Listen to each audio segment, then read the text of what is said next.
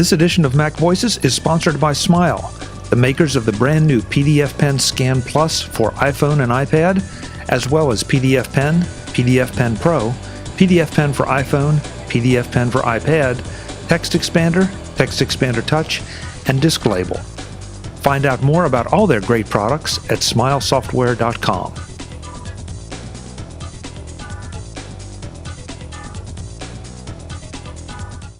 Welcome to the MacJury on Mac Voices. This is the Talk of the Mac community, and I'm Chuck Joyner. Folks, we have a couple distinguished guests with us to discuss the first weekend with the iPad 5. This is kind of a tradition for us now, the first weekend with shows. We stay up late usually or get up early Friday morning, go get the cool devices, play with them for the weekend, and then analyze them after about 48 hours of experiences. So that's why we're here. Let's talk to the panel and find out who you're going to hear from. First up, Mr. Jeff Carlson. You've been here before, Mr. Carlson. It's good to see you. Hello. Thanks for inviting me back. It's always a Especially pleasure. after last time. We won't get into that. Where do you hail from, and what do you hail for? I am currently in Seattle, Washington, and spending a lot of time in my office at home because I have multiple deadlines and things. Latest projects are take control of your digital photos on a Mac and the iPad for photographers, second edition, in addition to writing and all sorts of things. Yeah, a few things on the plate. Yeah. Well, it's great to have you. Thanks for being here. Thank you. And for the first time on the MacJury, Mr. David Chartier. David, it's great to have you. Thanks for joining us. Well, thanks a lot for having me on the show. Yeah, it's one of those things that, I keep hoping to find a slot, something that makes sense, and then something happens and I screw up. So, it's great to finally correct some of that. Where do you publish what you do, or what do you claim as yours? So I run the Finer Things in Tech, and I also write at davidchartier.com. And for my regular day job, I work for the 1Password folks. Oh, you work for the 1Password folks. I happen to love 1Password. Thank you. So you must be doing something right. Well, much appreciated, because if you hated it, this would probably be an awkward show. Very, very. No, it's definitely one of my go-to apps. So my kudos to you and the whole team. Thank you. I'll pass it along. But we're here, folks, to talk about the iPad 5. We all got one, and we've been playing with it for the weekend. So I guess, we have to do this. We have to go through the buying experience and what models we all chose, just because it's the way it is. David, how about if we start with you? How did you go about acquiring your iPad 5? I did the staying up till 2 in the morning here in Central Time in Chicago and ordered online for in-store pickup. And I got it at the Lincoln Park Apple Store, for anyone who knows their way around Chicago. And I walked in there. I got the email about, 10:30, 11 o'clock, headed on down, and there wasn't much of a line at that point. They said they didn't have much of a line that morning, which I thought was interesting. It's a store that's in kind of a pretty popular neighborhood in Chicago, but the people were great. I got helped out, and I grabbed my iPad and got to go home and start putting it through the works. Jeff, how about you? Pretty similar, although I didn't have to stay up till 2 a.m. because I'm on Pacific Coast time. I only had to stay up until midnight. But it feels better if you have to stay up till 2 a.m. So I'll see that to David. Feels like more work. And actually, I was kind of surprised. This was the first time I'd done in-store pickup because typically what's been interesting about this release cycle is Apple had the iPads available the day that you could first order them, rather than being able to pre-order and have them arrive on the first day of availability.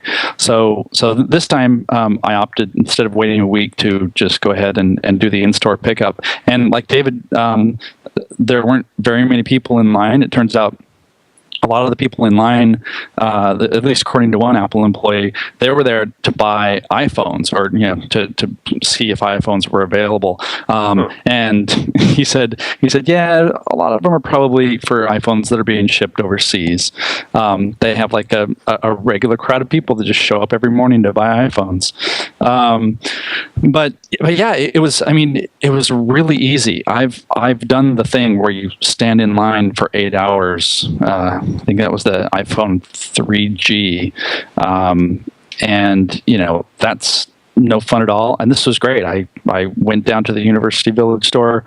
I mean, I was probably in and out of there in maybe 12 minutes. It was very, very well run and really slick. Well, I guess I'm not sure if it's better or worse, but I was up at 3 a.m. Being on the East Coast to do it. But I decided to take advantage of the in-store pickup. I had planned to do the get up at 4 a.m. and go and to the local Apple store, which for me is about 45 minutes away, and thought, if I can go back to bed, that sounds like a really good idea. And so when I got there about noon to pick mine up, no problem, like you said, Jeff, in and out in 10 minutes. They told me there had been a line of about 12 to 18 people, but that they said that they had a hallway lined with people that had ordered online.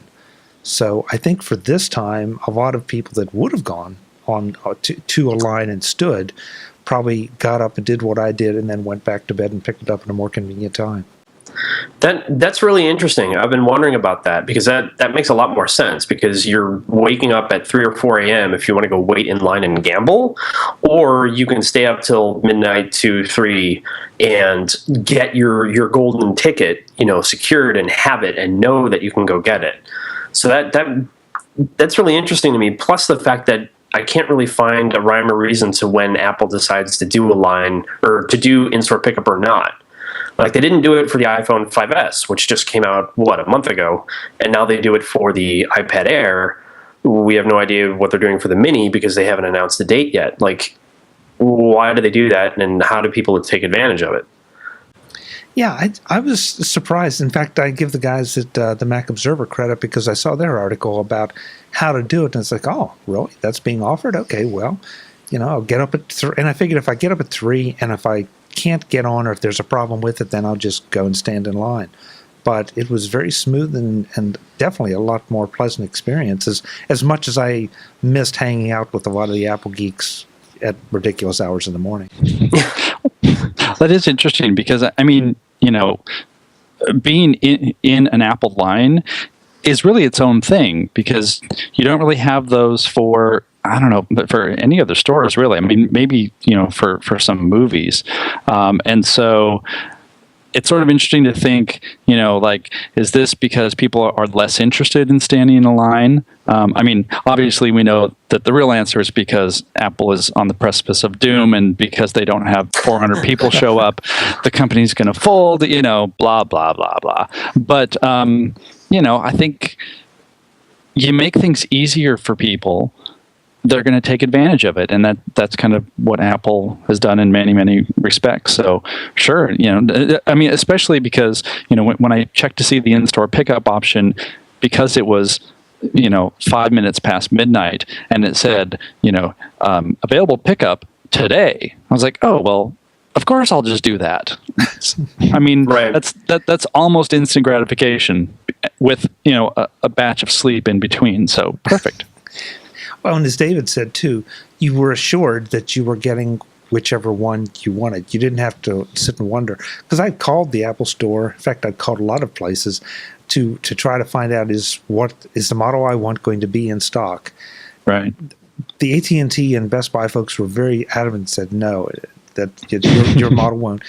Apple Store said, yeah, you can probably feel pretty good that you'll be able to get one. It's like, well, I don't want to feel pretty good that I'm going to be able to get one if I'm getting up at 3 in the morning.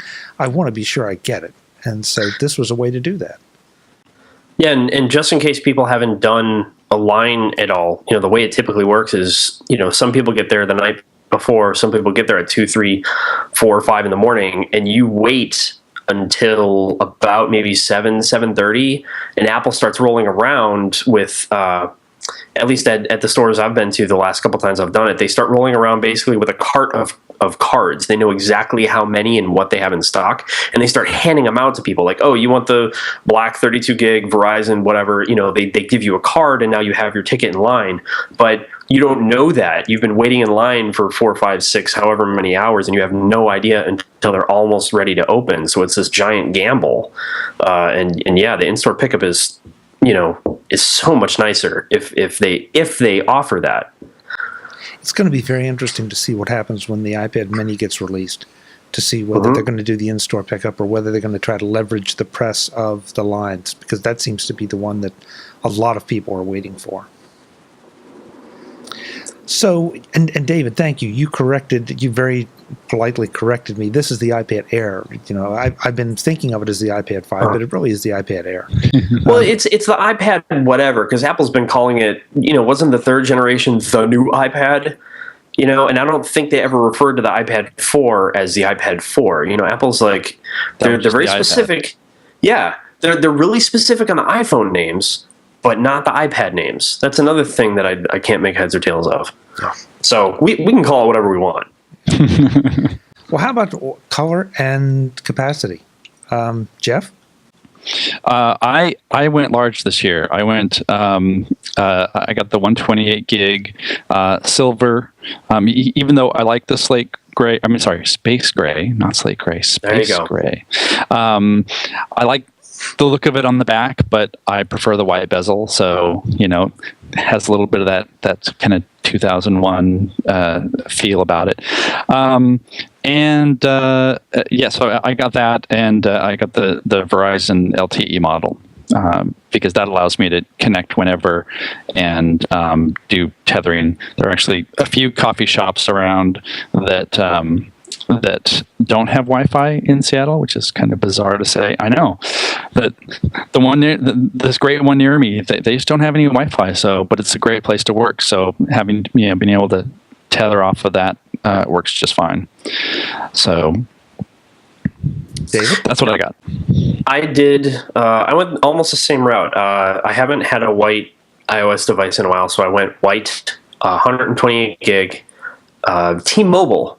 All of our other iPads and iPhones right now are Verizon, and T-Mobile has been really kind of shaking up like how their plans work and stuff.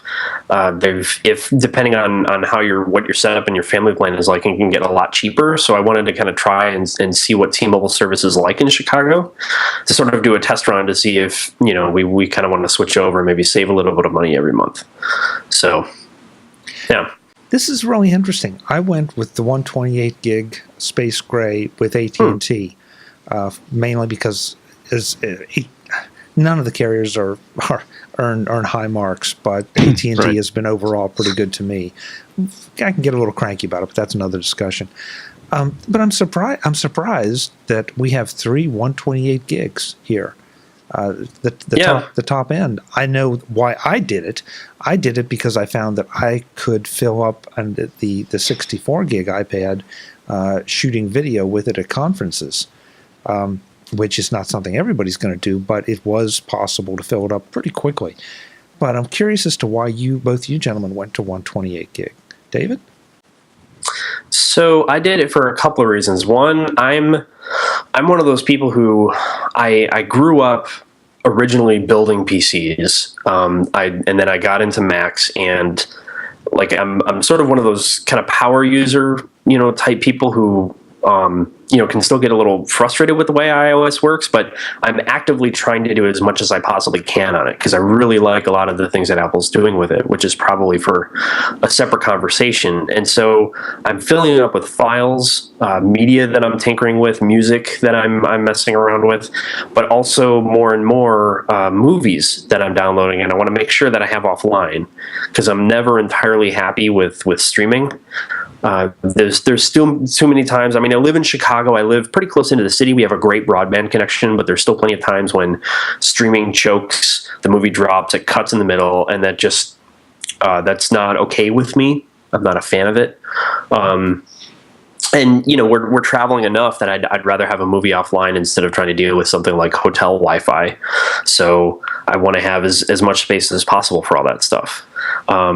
And the one final thing that I want to try this time around is our current photo library, my wife's and I, is around 60 gigs. And I want to give a shot at dumping all of that onto the iPad and just to see what it would be like to deal with all that and use it all from that kind of a device.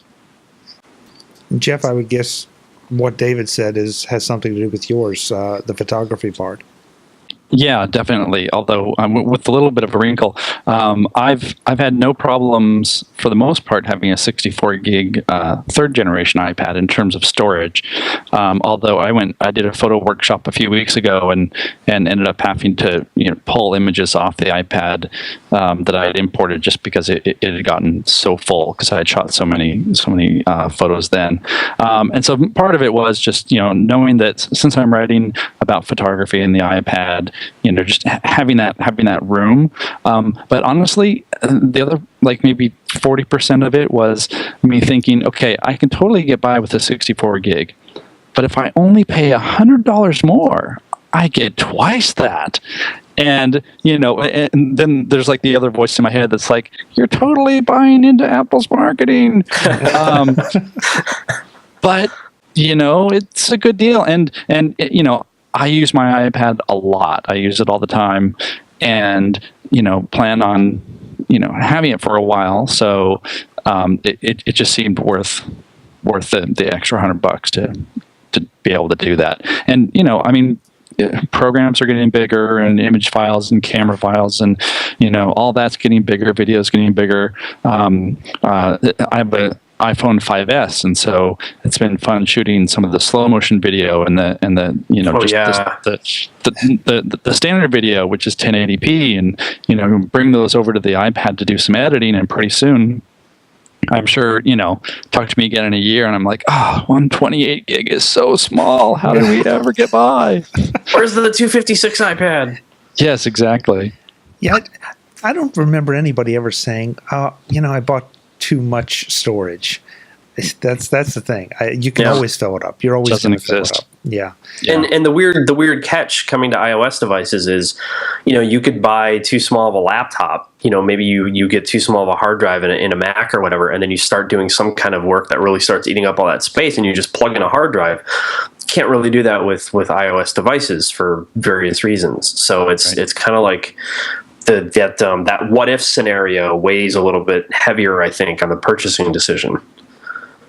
Yeah, it's tough, but I think Jeff, you're right. I bought into the marketing. It's only $100 more, and I'm buying it. I'm going that far to get a new iPad anyway. So why not get the extra $100, spend the extra $100, get the extra storage, and then I'm at the top of the list. And hopefully, when I go to resell it, because it's been my experience that I do get a little bit more money. In fact, I get, I think, noticeably more money when I go to resell the old top of the line. So, well, and yeah, I mean, the marketing works. I was in I think after the release of the iPad Nano or iPad, I think the iPad Nano. Adam Engst and some Tidbits people and I, we actually got into a briefing with Phil Schiller and a couple of the Apple people, and at the time, you could spend a certain amount. Of course, all the details are lost in my foggy brain, but you could spend a certain amount to get like the top of the line shuffle, or iPad Mini or iPad Nano, and then $50 more to get a classic iPod, which had vastly more storage. And we were like, how can you justify that, having the prices so similar? And Phil was like, we're happy if people buy the more expensive one. And we're like, oh yes, of course you are. Because that's an extra $50 for Apple. I'm sure they have so much data on this that it works. So sure. But hey, I'm a happy purchaser. I've got lots of storage to play with now. Well, and to David's point too, and anybody that listens to the show knows that I'm constantly warning against this, but I don't mind loading my iPad locally with movies or music or whatever. In fact, that's the way I'd prefer to do it. I don't really want to rely on the wireless because, first of all, it chews up bandwidth that I'm paying for. Right. When I can load it just as easily at home, and I figured that also helps offset it if I'm intelligent about it. And also, I mean, you have little glitchy things. I think this turned out to be just an error or a glitch. But a couple of weeks ago, there were some Disney movies that vanished from the iTunes store. And if you had bought, I think Beauty and the Beast was one of them. If you had purchased that, you could stream that under iOS 7. You can just stream that to your device over Wi-Fi. Well, except some bit got thrown that was no longer possible, even though you'd purchased it, unless you had that copy downloaded and archived somewhere, you didn't have that movie anymore. And, that's, I think it did turn out to be just, a sort of back-end error, but the way things are structured, that can happen. There's, there are issues with that. There, Netflix movies, you're like, oh man, I wanted to see this movie for 3 weeks and now I'm ready. And, it's not on Netflix anymore because of some, studio agreement or whatever.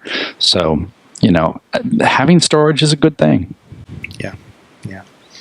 Well, how about just the overall impressions of the iPad? I'm curious to see what both of you think, because I know I've had some specific thoughts on this. David, what do you notice that's different about this iPad maybe than some of the ones you've had in the past? So this is perfect timing because I did just write about this at my site, davidchartier.com, and I've had almost every iPad since the original edition. I had an iPad 1, 2, and 3. The new iPad. And also an iPad mini. And I switched to that last year for the same reason that probably everyone else did, and it was weight. The original iPad design that we've pretty much had has been about 1.5 pounds, a little bit less. And it's great. It's really inspiring. There's so many things you can do with it, obviously, but it's just beyond that one hand threshold. You can do it for a little bit, but most people complain about getting a little bit of fatigue eventually, and the mini fixed that because it's so much lighter. It's about 3/4 pound. The most striking thing about it to me is the weight. The iPad Air, it's about 1 pound now, a little bit more if you get the 4G version, which we all got, and it's totally one-handable to me. At least it feels like it gets under that threshold of having fatigue after a couple minutes and being annoyed with whatever you're trying to do. It's totally one-handable to me. I'm the type of person that I'll be reading on the sofa. Maybe I'll start. Call me a little kid if you have to, but maybe I'll start laying upside down on the sofa while I'm reading a book or a comic book or something. You walk around the house and you're looking at news for the morning, and you want to hand it over to someone. Like, hey, look at this cool thing. You flip it around and you hand it over to someone. All of that stuff feels as convenient and just natural now with that 1 pound weight as I think that it did with the mini. Jeff, how about you? Yes to all those things. Although I must admit, when the first round of reviews came out, and they were all like, oh, it's so much lighter. And so I have to admit, when I got it, I was like, oh, it's not as light as I had hoped. But especially if you've been carrying around, a third or fourth generation iPad, which were actually heavier than the iPad 2, it's great. I mean, I love the thickness of it. It's more comfortable in hand, and I don't know. I mean, I don't know if this is going to be hard to explain, but I've had laptops for years and years and years, and when I finally switched over to one of the unibody MacBook Pros, it was so much more sturdy and solid, even though it was thinner and less weight, that literally every time I pick it up, and I've had this machine for I think 3 years now, I'm a little amazed because it doesn't have any bend or twist or the consequence of some of the older laptops. And with the Air, I'm feeling the same thing. Like, granted, okay, I've had it for 4 days now, but like, I pick it up and it's like, oh yeah, it is nice and light and thin, and like, there's that tiny amount of satisfaction because of the size and the weight that sort of rubs off every time. That's like, oh, you know what? Like, the thought that they put into this to make this light, like, I'm going to appreciate this every time I pick it up, because I'm going to pick it up, dozens and dozens of times every day. And yeah, it's fine to throw out the specs, and it's such and such millimeters thin, and like, that all is kind of academic, because when you're holding it, like, it feels more comfortable, and it's narrower. I think that's one thing that's going to surprise a lot of people who don't have one yet. It's narrower than the other iPads, and so if you're a thumb typist, you can actually it's a lot easier to type with your thumbs. Maybe that's not something that you're going to do for a lengthy amount of time. I like the big screen. I like to do it sideways so I can type on the keyboard. But if I'm just replying to emails or something, it works out really well. Yeah, the weight to me was not a huge factor, because I tend to keep it in a case, a kickstand case. There, my beloved Zugu case. Unfortunately, it's now, I'm going to have to replace that because it's too small. It's too thin. It's now rattling around in there, and I've got to talk to the guys at Zugu and see if they're going to do something for me. But the weight was never a big deal. But even in the Zugu case, it feels lighter. And Jeff, I think you're right. I can pick it up. I think, and David, you were right too. I'm going to hold it a lot longer, even with the extra weight of the case. The differential is frankly surprising. It really is. But the fact that I was really shocked that it's small enough that it shifts around in the case, and the button doesn't stay. The home button doesn't stay in place, and that just really blew me away. That the device has gotten that much thinner and that much smaller in a full size format. Yeah, that's probably something to be aware of in case it isn't plainly obvious. But because the design changed so radically, I think most accessories are not going to work. Most of your iPad 2, 3, and 4 accessories are not going to work with the Air, as far as I can tell. Maybe some of the keyboards. We just moved, so I haven't had time to check out some of I have some of the keyboards around. I've had kind of a thing for iPad keyboards for a while, so I had like the Logitech and the some of the others, and some of them are designed where it's just the keyboard, if I can get on the camera right, and then there's like a little slot that you just pop the keyboard into. If it's not a full case like what you're using, Chuck, I don't know if it'll just fit into that slot and you can keep using those styles of keyboards with it, but I'm pretty sure most other accessories, especially cases, are going to be useless with the Air. And Jeff, do you keep yours in a case? I don't. I use the smart cover, actually, which I think I'm going to have to get used to the new smart cover, because it's got 3 panels instead of the 4 that I'm used to. Right. And I have to admit, I was a little disappointed that they didn't have a leather option. I know this is like first world problem, but because I got like the tan leather for my 3rd generation iPad, and of course it immediately started to look terrible because it picked up smudges and whatever, and now after using it so long, like, it's beautiful. It sort of looks like Indiana Jones's iPad cover, and so like I'm a little sad to not be able to use that anymore. So I just got the black polyurethane. It's going to be fine. You'll learn to move on sooner or later. You'll find a way. Yeah. I just I don't want the full case because of the bulk. Like I don't want to add bulk to anything, especially this, because now it's thinner and everything. So I think that's the big challenge in terms of cases and keyboards and such.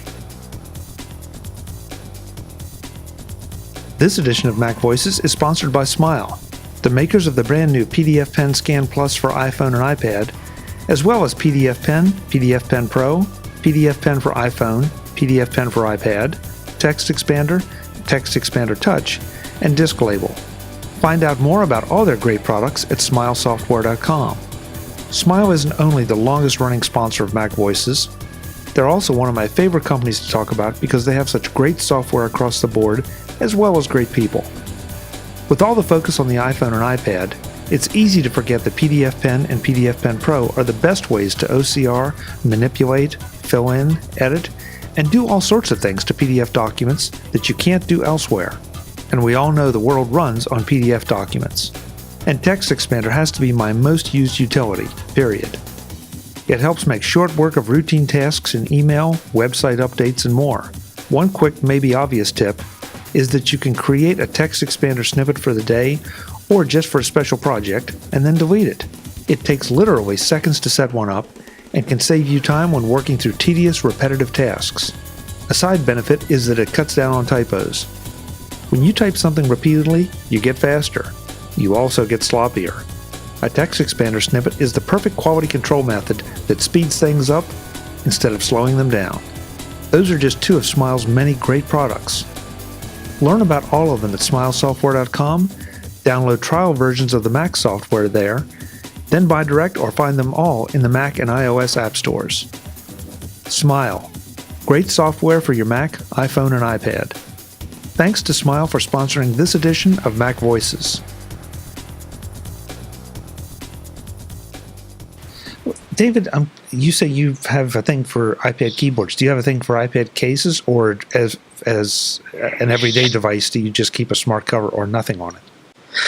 It's funny. I'm a little in between. I'm kind of in Jeff's camp in that I usually prefer to just have at the most like a smart cover, because I use my iPad, one-handed, maybe two-handed a lot for reading and stuff. I like to hand it off to people, so I don't want all that extra stuff to have to mess around with. But I'm also a writer, and so at first, like most people, especially that you probably see in a coffee shop, they probably pick up a keyboard right away, because that's an easy transition. You pop your iPad into a keyboard, and now you have something very familiar, and you can type as fast as you would on a laptop. But I'm also very interested in this whole idea of, again, especially as a writer, being able to leave the house with a small bag carrying nothing but, at first, what was a 1.5 pound device, and now is only a 1 pound device that I can do most, if not all, of my job someday. Like, that's really interesting to me. So I've been actually trying to teach myself touch typing a lot. And with the earlier iPads, the 2 and the 3, I started typing articles that were about 1,500 words long. Completely on the iPad, in landscape with the smart cover folded up, propped up, a little bit. And that's one of the reasons I was personally so excited about the Air. I don't know if we're skipping ahead a little bit here, but I wanted to get back to being able to touch type like that, because the Mini was just too small for me. I mean, that was like beyond netbook. Like, you're just way too cramped on either the Mini screen, or even most of the keyboards for it are just as small as it is. So I'm excited to get back to a full-sized Air, to have that screen you can touch type on again. Yeah, and that's been my contention. I had a Mini, excuse me, I have a Mini. It's going to Gazelle because I just don't use it for that very reason, that I find it just a little too small to do anything with other than just read or watch video or listen to music. Right. Nice device, but it just doesn't fit me for what I want to do. So, but yeah, I think the touch typing, I feel pretty good about on this. But I'm also curious about the speed. We have now the A7 chip in this, and I swear to you, maybe I'm just making myself feel better after spending this much money on the device. But I think it feels snappier. I definitely think it feels snappier. Jeff? Yes, I think it also feels snappier. It doesn't feel like everything's accelerated, and there's some areas like I've noticed, doing a 5-finger pinch in order to go back to the home screen doesn't seem as as smooth as I think I would like it to be. Like there's a little bit of judder to it, as we all grab ours to test it out. Yeah, exactly. But I think that we will see more speed as developers optimize for it. Let's see. Of course, now it's totally smooth. Well, Jeff, is part of that the new iOS 7 effect that not everything comes together the same way? Because I think I saw what you meant once. It could be. I mean, personally, I think that iOS 7 is not quite fully tuned yet. I mean, I saw this on my third generation iPad, which should handle it okay. So, and this is not scientifically, this is totally my own anecdotal gut feeling, but it seemed like a 7.1 should hopefully bring some just sort of general optimizations around. And this is probably like an Apple engineer out there going, "No, we tuned the crap out of it. What is he saying?" In terms of like other things that are more sort of like processor intensive, it seems a lot faster. I haven't done a whole lot of like, say, iMovie rendering, but that's super quick compared to a 3. I did some photo editing. Like the new Snapseed has this new feature called HDR Scape that will do basically take a photo and apply an HDR effect to it, and it's not doing just tone mapping. It's kind of doing like the professional version of it. And the iPad Air was twice as fast easily than on my third gen. So the speed is there, and I think for things that really require the processing power, it'll really pull through. Yeah, for the people who really want to check out the actual numbers, in addition to just anecdotal, the experience, which is the really important part. Like some of the sites that really dig into hardware, like Anandtech, and I forget who published Geekbench tests, but they basically have said that it is by the numbers twice as fast as the iPad 4. It's not just like 20% or like 30% or a little. It is literally twice as fast at hard computational stuff, and kind of like you had mentioned, Jeff. That's just going to take a little. The hardware is there. It's just going to take a little bit of time for Apple to polish up iOS 7. They had to do a lot of work to get that out. Right there might be some rough edges, and developers of course need to catch up for it, but.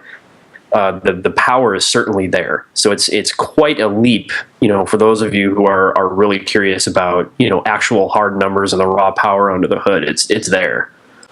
It's there, and it's going to be a little while before the app developers really get a chance to take advantage of it. Yep. And that's always the thing. I think that when you buy a new iPad, especially on launch day, you're not buying it for today. You're buying it for next year, or at least 6 or 8 months from now, when the apps that really take advantage of it start to show up. And I'm talking about non-game apps too, because of course the game apps are always the thing that I think people use to demonstrate this.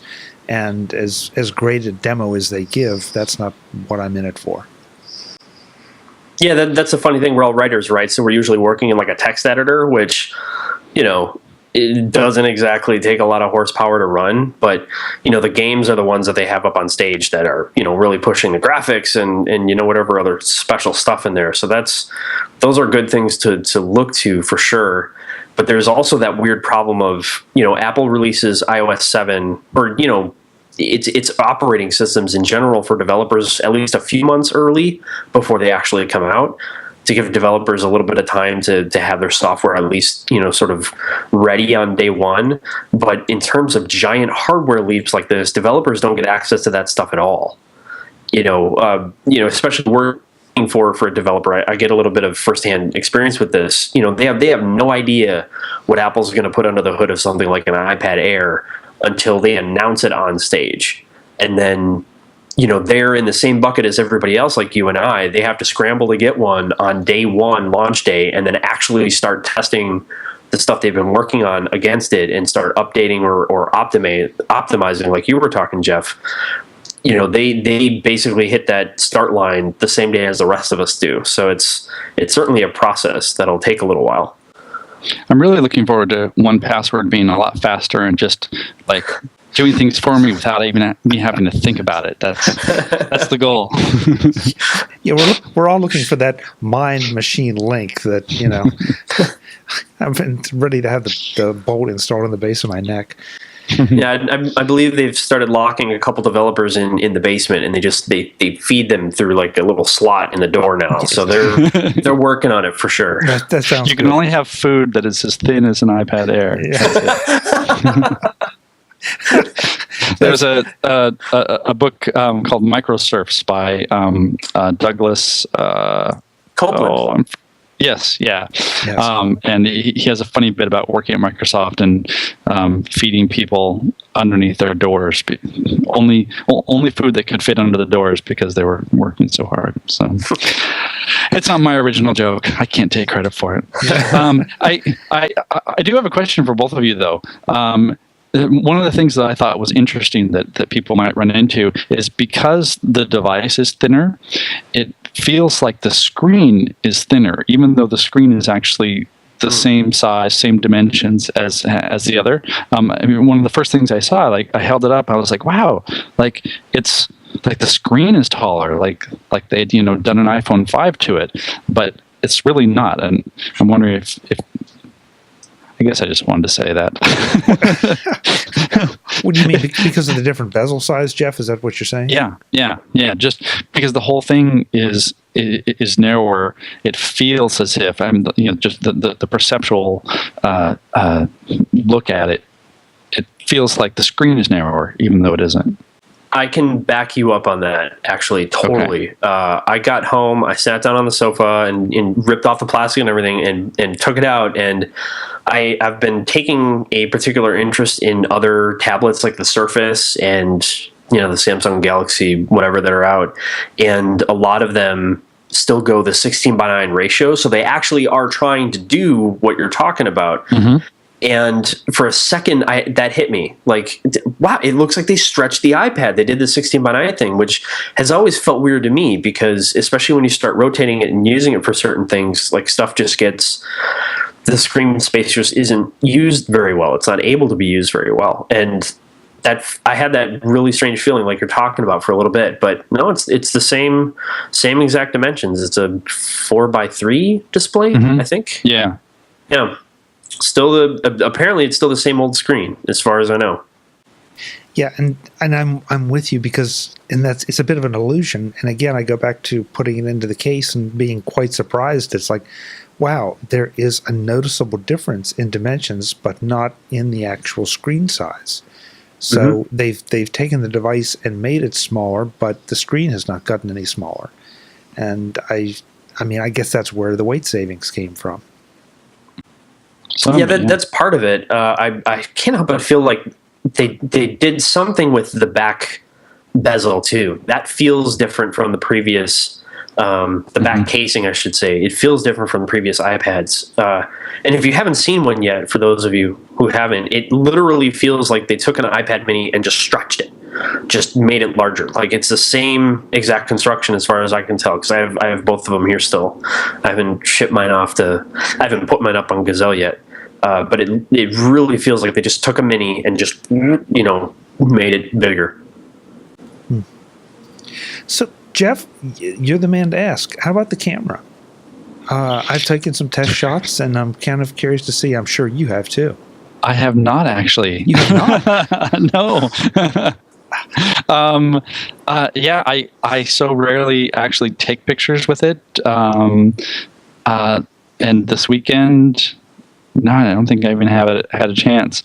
I did some photo editing and I did some photo importing, and I never even thought to take a picture of it. It seems great. Well, David, how about you? Did you take any pictures? I haven't, and it's funny you bring this up because there's that. Jeff's there we taking a go. picture of you now. Yeah. You're getting live demos from the professional photographer here. It looks just like what I'm looking at. It's funny though, because there's this discussion, especially in the tech community, there's this weird like a stigma, like almost a shaming of people who use their tablets to take photos. And originally I was kind of on board like that, because it does look weird, right? Because most things that people use to take photos are much smaller, so it seems weird when you're using this big thing to take a photo with. But I realized, like, people are just going to use technology in the way they want to use it, and Apple clearly sees that, because they're putting cameras on the front and the back, which, just to duck out of Apple's ecosystem again, I have a Nexus 7, a Google tablet that's kind of more akin to the iPad mini. It's a 7-inch tablet, and it has no camera on the back. It only has a front camera. So, not everybody recognizes that people want to take photos with tablets like this, but it clearly seems like something a lot of people want to do. I see it more and more everywhere, even in just like coffee shops, never mind people like out, out in the wild on the scene somewhere. So it's definitely something people seem to be picking up with. As I said, I took some test shots. I think they may be slightly better.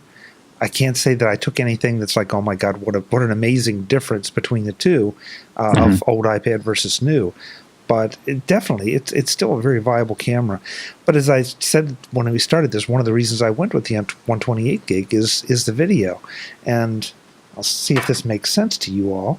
But if you take, when the case fits, of course, you can prop it up this way and then shoot video of what's in front of you. And it's very handy for conferences and situations where you want to capture, but it looks a little corny, a little bad to be holding an iPhone up the whole time. But the iPad can be sitting on the desk. You can angle it just right, and then you've got the screen on and you're watching it and capture. So, David, you're right. Use whatever you have in front of you, whatever makes sense, and that made sense to me. So I'm glad the camera has not degraded in any way, shape, or form. I hope that actually when I put it to the test, I'll see a big improvement. I was just going to bring up an old situation. I sold computers at Circuit City way back in the day.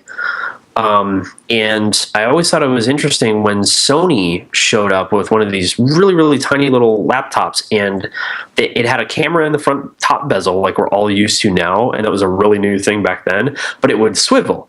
It could rotate to turn around, so you could shoot yourself or you could shoot whatever's in front of you, and that disappeared. It was way too premium of a laptop. It never really did very well, and then, of course, I don't know if I can say Apple really started the more recent trend. I don't know if they were exactly the first one to put it in a bezel like we all see in Macs now, but I've always been kind of curious as to why they don't do something in the back, because the iPad is so useful for that, right? For recording something in front of you or whatever. It just seems like a totally useful thing for so many situations. And so I don't know, I want to start trying that. That's the one thing you can't really do with a smart cover, I guess. So you have Jeff and I beat there, at least. Well, it depends if you have that need or that desire. I'm not sure that's something everybody wants to do, but I want to do it. So, I got to find the right cover. Yeah. Actually, the smart cover, if you fold over the first little flap, the camera's exposed. So, I see people using their iPads as cameras all the time now. So I'm sure that there are a lot of us who are like, oh God, it seems so awkward, and we're just going to be drowned out because people are like, hey, I've got this thing, it's got a big screen, I can see what I'm taking a picture of, and people on vacation, like it's. And so I'm glad that the camera's improved. I think especially after the iPad 2, which had a camera only in name only. It was a terrible camera, but they're keeping up with it. I think they're wisely not trying to replicate what the iPhone 5S does, which has a whole lot of extra like hardware dedicated to the camera. That's clearly the camera offering by Apple is the iPhone, and the iPad has a decent camera that'll get the job done, but it's not, because, well, and obviously they want you to take your pictures with your iPhone because you will, of course, own both and then move them over. So, Of course. that damn marketing again.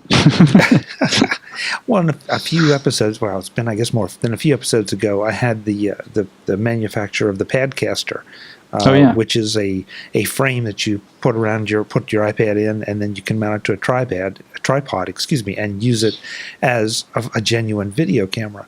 And I know I saw this at NAB this year and talked to the folks, and people are fascinated by it. And it's like there's this huge revelation, and there shouldn't be, that I've got a viewfinder that's this big. Of course, I want to use it as a camera or a video camera. Why wouldn't I? Instead of squinting down to this little thing like the professionals do, I want something that is big and in my face.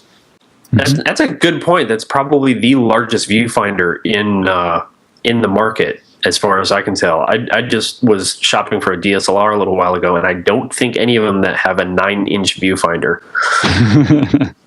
If you find one, let us know. No.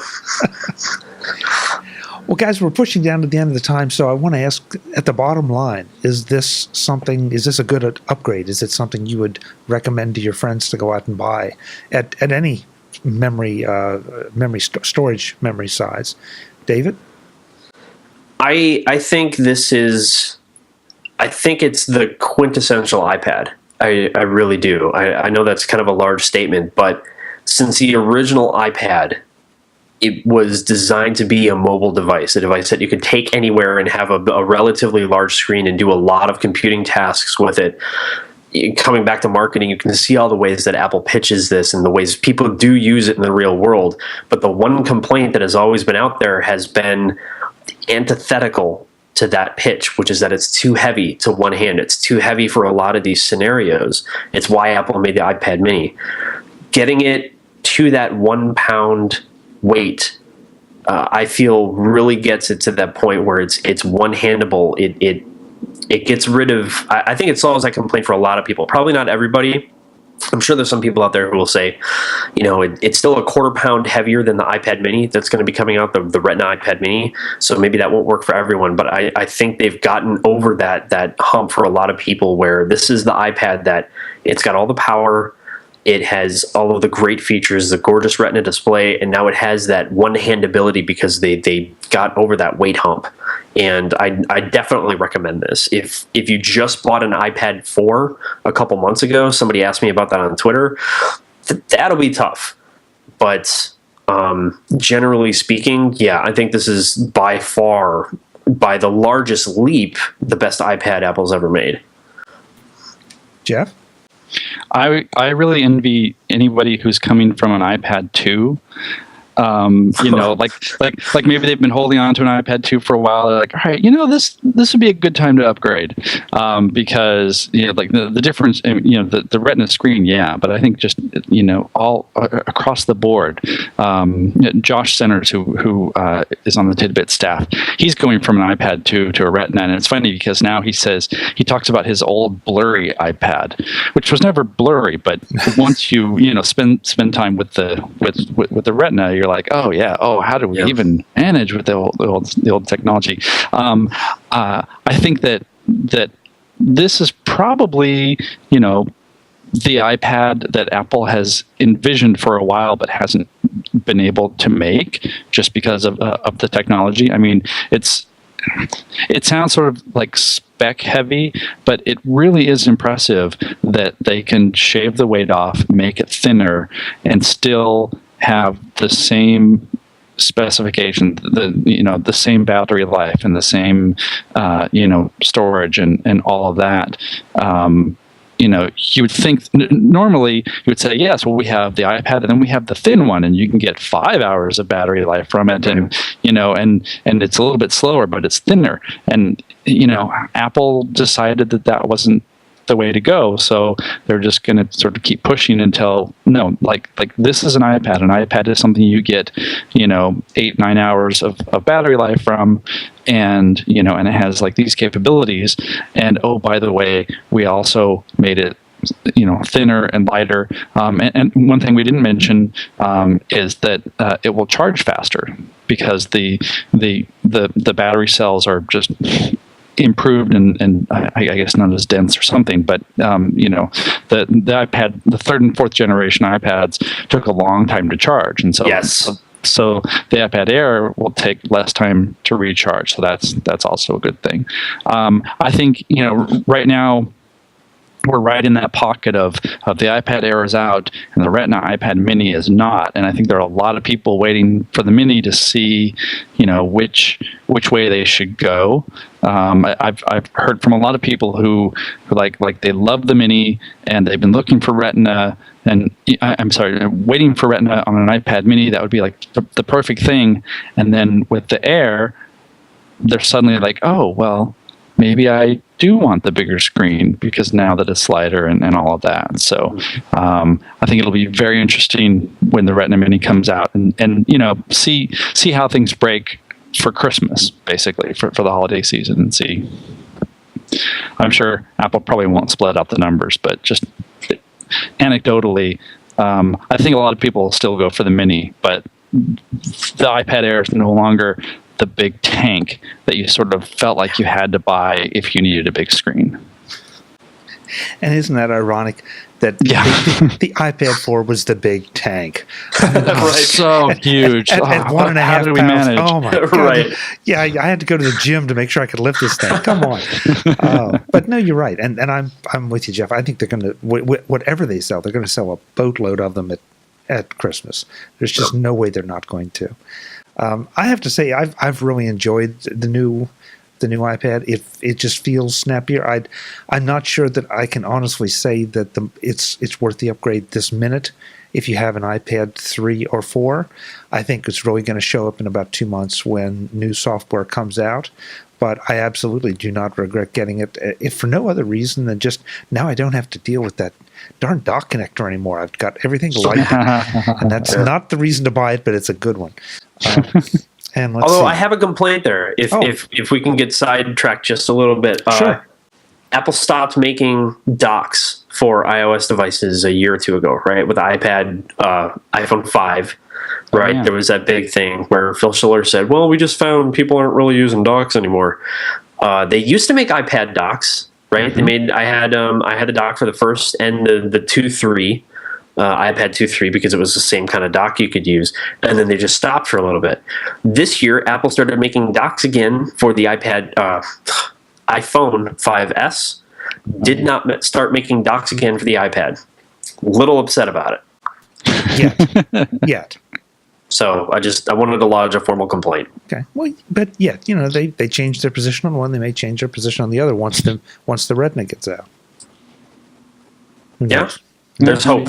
There's hope. Yeah. Well, guys, thank you so much for taking the time to share your experiences with the iPad Air. I got it right, David. The first weekend with the iPad Air. If you have thoughts, opinions on how your first weekend with the iPad Air is, we'd like to hear from you. Send me an email at chuck@macvoices.com. Jeff Carlson, David Chartier, thank you so much for the time. We hope to see you both back here on Mac Voices and the MacJury. Thank you. Thanks a lot for having us. Folks, I'm Chuck Joyner. Please check our show notes. I'll have links to everything both of our panelists do so you can go and check them out when they're not here giving us their opinions of their new iPads. Until the next time, thanks for watching. Visit MacVoices.com for links, show notes, to subscribe, to connect with Chuck on Twitter, app.net, Google+, Facebook, and for more Apple, Mac, and tech-related shows, including Mac Voices, Mac Notables, the MacJury, and the Mac Voices Briefing. Advertising handled by Backbeat Media at backbeatmedia.com.